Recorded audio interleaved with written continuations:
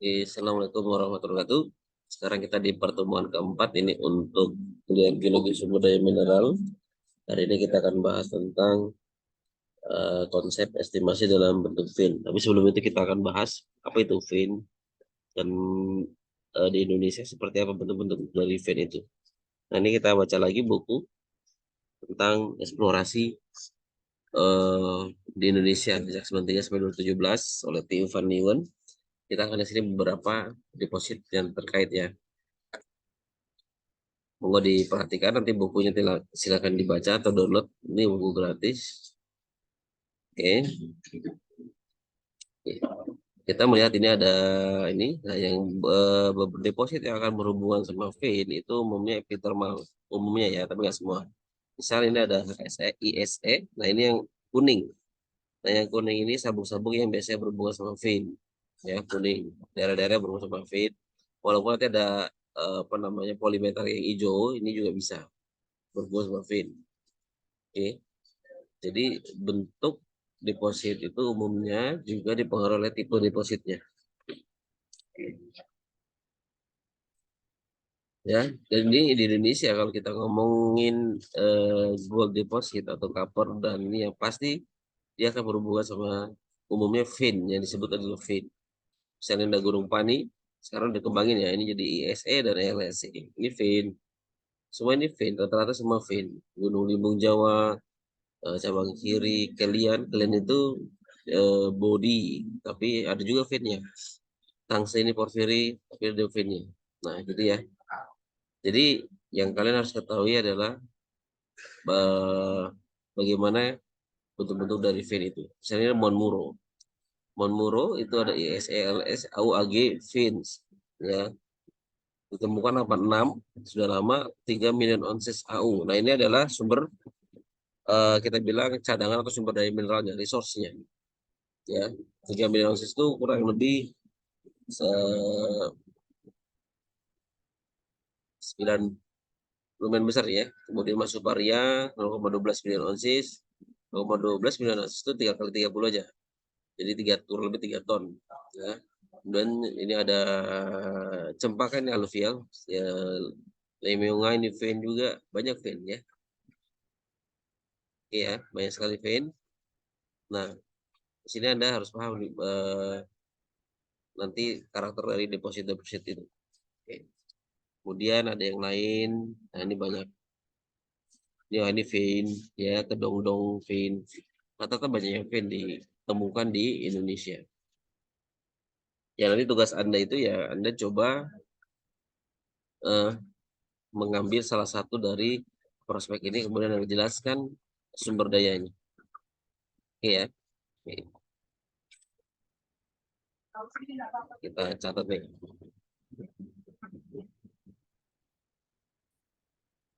Ya, tugas kuliah geologi sumber daya mineral.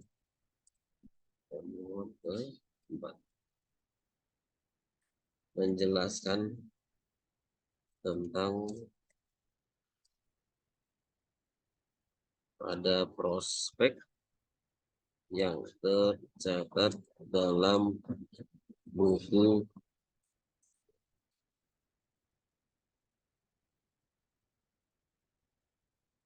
ini tahun dipraktikkan nanti kuliahnya eh, walaupun ini saya rekam dan ini ada online jadi tetap diperhatikan ya.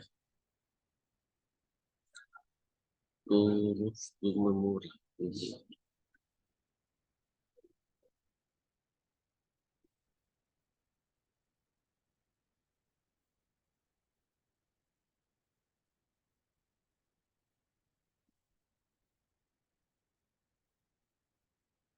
Oke, ini tugasnya apa aja isinya nanti saya akan ketik lagi isinya. Oke ya. Nah, kita coba contoh. Nah, ini dia. Yang warna kuning itu atau yang warna kuning itu adalah contoh-contoh dari itu ya. Ini saya copy di sini ya sama-sama enak.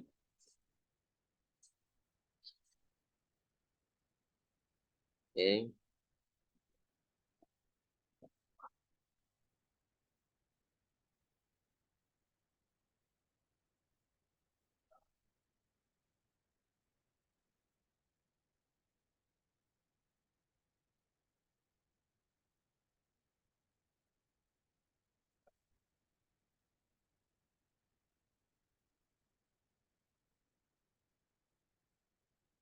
Nah, jadi tugas Anda adalah menjelaskan tentang, ini tolong diketik dalam waktu 5 harian ya, dalam buku ini.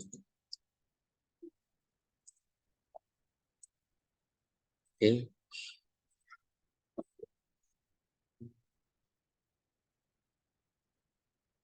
Ya,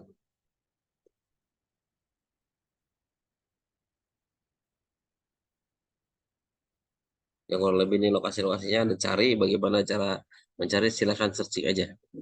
Searching di internet tentang ini. Jadi warna kuning ini ya, LSE, HE, ini. Oke, kita kembali ke bukunya tadi. Misalnya kita mau cari tentang apa ya? Misalnya Gosowong.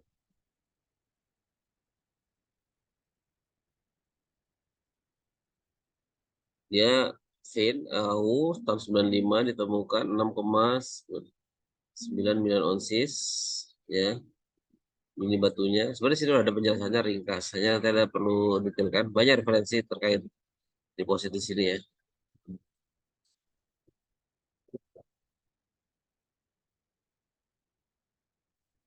Nah, ini peta-peta Gosowong tuh kan. Nah, ini fin-finnya kayak gini. Jadi retakan-retakan yang terisi mineralisasi emas. Nah, yang ditambah tuh kencana sama ini dan Tenguraci. Yang lainnya banyak. Oke, modelnya,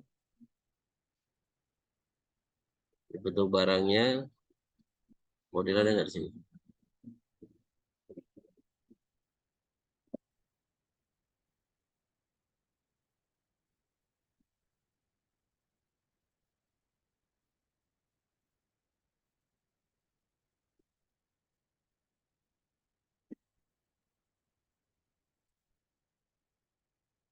Ini peta lebih detail ya dari soil dan seterusnya.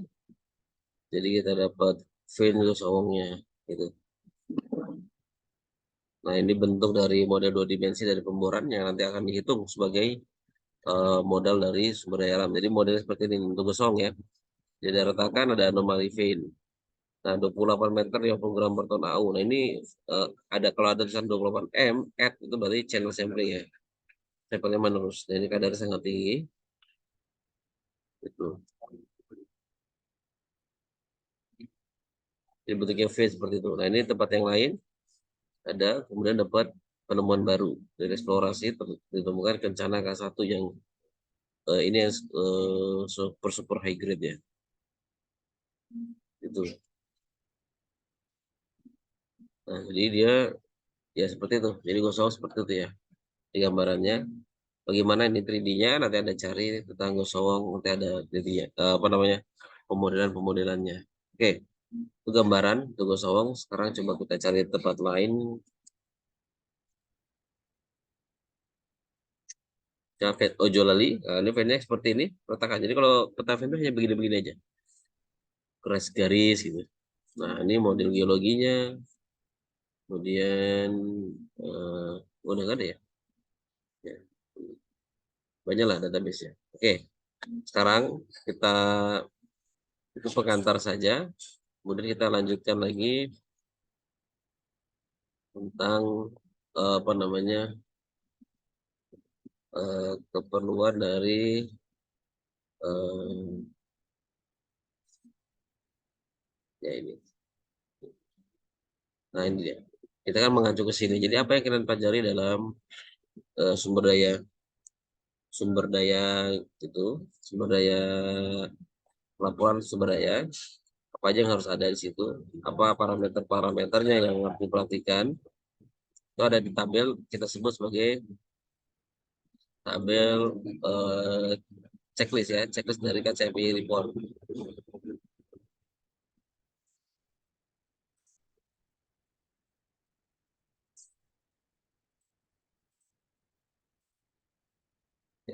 ada di sini.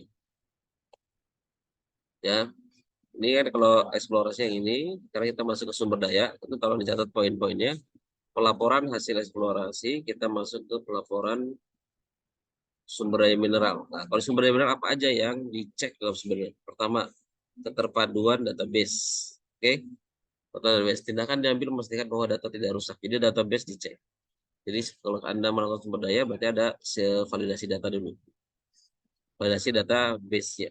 Kemudian interpretasi geologi itu dicek dulu keyakinan interpretasi geologi dari sebuah jebakan. Tadi kan ada banyak model, makanya dalam sebelum resource itu kita ada pemodelan geologi, pemodelan bijinya juga ada. Jadi kalau geologi itu lebih ke trapnya di mana, formasi apa, struktur apa. Kalau di apa namanya ornya itu lebih ke bentuk aslinya dari data pemboran dan sifat data dan asumsi. Kemudian pengaruh jika ada dari interpretasi alternatif pada estimasi sumber daya pengaruh. Oke, terus penggunaan geologi dalam memandu, mengontrol. Ini peranan geologi itu, oh ini ke sana gitu. Jadi korelasinya seperti apa? Faktor yang mempengaruhi kemerusan kadar. Nah ini kan secara geologi. Jadi vein. Jadi secara karakteristik sama. Jangan ada gabung vein sama silicifikasi itu. Itu nggak masuk. Kemudian dimensinya, keberlanjutannya ini dari data-data pemborannya. Lebar, dimensi, nah, itu ornya. Kemudian bagaimana teknik pemodelan dan estimasinya. Ini dilihat secara detail. Ini ya, pos ini ya. Ya. Oke. Jadi kalau ditanya apa aja sih dalam estimasi atau pelaporan sumber daya mineral, kriteria yang ada, yang dilihat satu, keterpaduan database, dua, interpretasi geologi, tiga, dimensi, empat, teknik dan pemodelan dan estimasi, ya kan? Tekniknya seperti apa? Vein misalnya kan, seperti apa? Kemudian eh, moisture, lengas, ya. Karena batuannya tuh nanti setiap moisturnya berbeda-beda. Kemudian parameter cut off. Cut off itu penentuan dasar. Misalnya saya tentukan 1000 ton, 1000 ton. 5 ton, tapi kadarnya 2,5. Ada yang nantinya kadarnya 2,1 dan seterusnya. Itu gimana cara kita membatasinya, ya kan? Tentu pakai geostatistik ya.